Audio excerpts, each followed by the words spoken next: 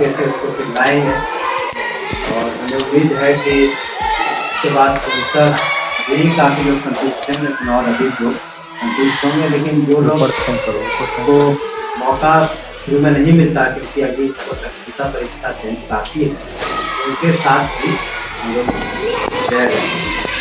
इन्हीं कारणों से तत्काल रूप से हम लोगों ने इस पर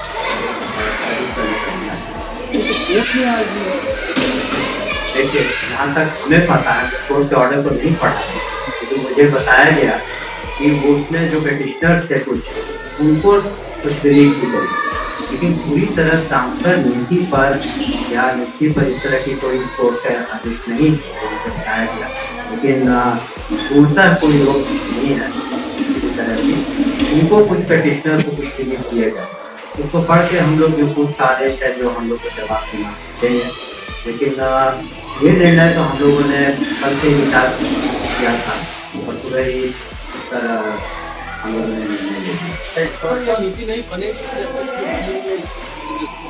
हमने कहा कि ज़्यादा संभावना जो नीति बनी है उसमें कुछ संशोधन आवश्यकता अनुसार जो मांगे विभिन्न संगठनों ने उठाई हैं या शिक्षकों ने या पुराने शिक्षकों ने नए शिक्षकों ने, तो निश्चित रूप से जो बातें थी कि जो असाध्य लोग हैं या महिलाएं हैं या फिर हस्बैंड वाइफ, तो वो सब बातें तो रहेंगी। इसके अतिरिक्त भी अगर कोई आवश्यकता हुई, हम लोग समझते हैं कि पठन पाठन में और कितनी सहूलियत शिक्षकों को हो सके, तो वो हम लोग मंडल को लेकर के जो पुरुष शिक्षक है वो कहीं तो क्या वही हमने कहा ना, ये सब ले करके कुछ लोग मिले भी हमसे, पदाधिकारियों से भी मिले, तो हम लोगों ने ऐसा तो नहीं, हम लोगों ने तो जब इतना माननीय मुख्यमंत्री जी ने किया है शिक्षा विभाग के लिए, शिक्षकों के लिए इतनी नौकरियां दी जा रही हैं, तो उनकी बातों को भी हम लोग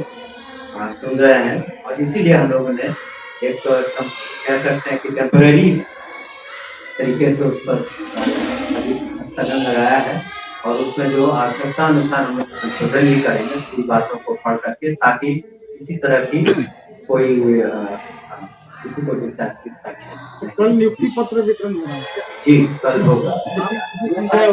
ये एक तो माननीय मुख्यमंत्री के कमरों द्वारा अधिवेशन भवन में होगा और दूसरा जिलों में होगा। मंत्री महोदय अभी 2 दिन से आ रहा है कि अगला बार भी कहानी में पेपर लीक हुआ था। देखिए, जो एजेंसी इसको कर रही है, तो अगर किसी तरह की शिकायत मिलती है तो उस पर निश्चित रूप से उसमें इंक्वायरी होती है और अगर कोई दोषी होता है तो कार्रवाई होती है। अगली बार भी अगर कोई वो जब भी पेपर लीक हुआ आनंद किशोर ही थे, आनंद किशोर पर कोई कार्रवाई आप लोग कर रहे हैं क्या? अगर इस तरह की, ऐसा तो नहीं है, जो रूल ऑफ लॉ है तो सभी के लिए बराबर है। अगर किसी तरह की कोई बात आती है तो सरकार को कार्रवाई करती है, लेकिन अगर कोई ग्रुप को इस तरह की बात है तो निश्चित रूप से अगर कोई शिकायत आती है तो उस पर गहन रूप से सरकार के द्वारा नोटिस के द्वारा छानबीन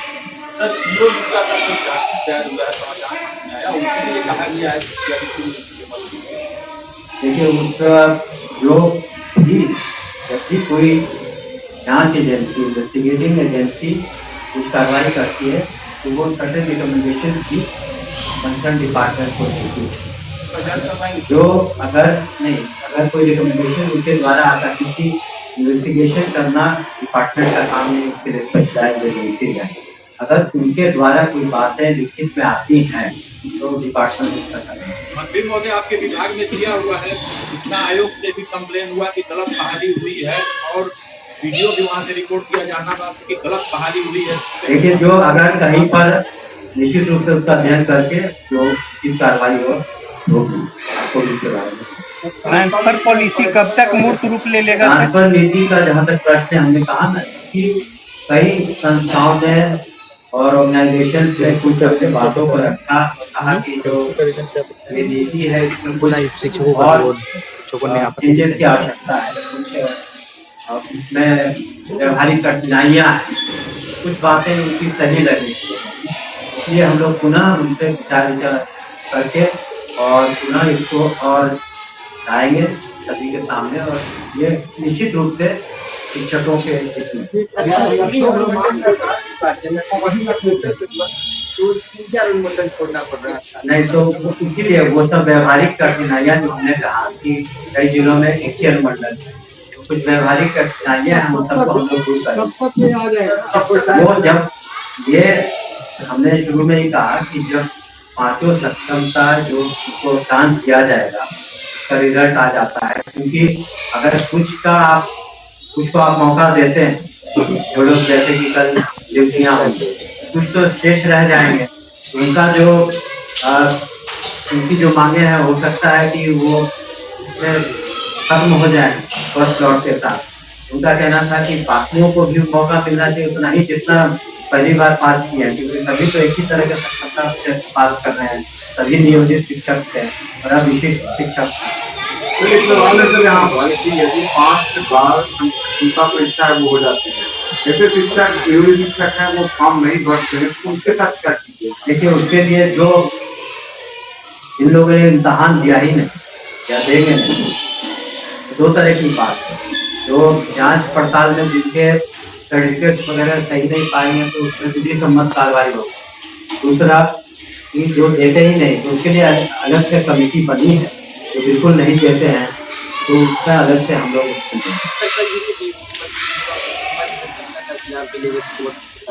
जी नहीं। जो आप पहली बार आपको सरकारी सेवक तो आप जब से आपकी नियुक्ति होती है तब से आप, और अब तो आप सरकारी सेवक होंगे, उनसे भी हम अपेक्षा करेंगे कि पूरे लगन के साथ और बिल्कुल निष्ठा के साथ कितनी संख्या इनकी है? अभी तत्काल हम लोग जो कैलकुलेशन है हम लोग तत्काल 1,14,000 जिन नियोजित शिक्षकों ने परीक्षा नहीं दिया, क्या उसके इस तरह की कार्रवाई की जाए? नहीं, अभी तो उनके चांसेस भी खत्म नहीं, अभी और मौके तो बाकी हैं।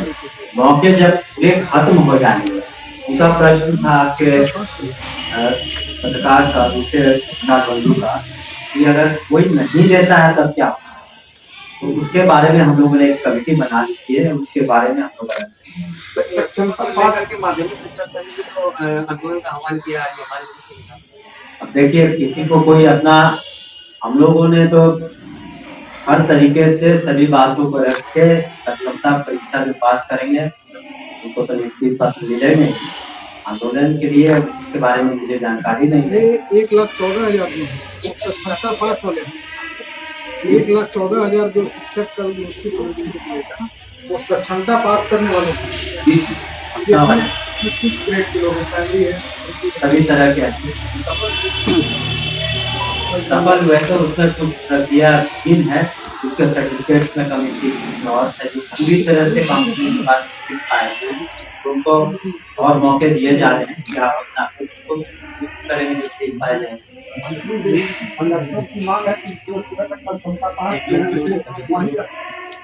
फिलहाल रहेंगे, लेकिन आगे चल के जो नीति बनेगी, जो उसमें जो संशोधन होगा तो उसके अनुसार उनको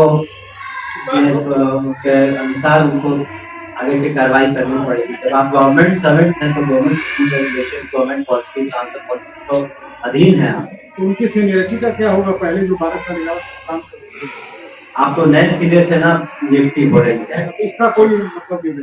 यहाँ तक इस पर हम लोग विचार करेंगे, लेकिन तत्काल इस पर नहीं, क्योंकि सभी को एक साथ मौका मिला है। तो जब आप गवर्नमेंट सर्वेंट बनते हैं तो इस दिन से ही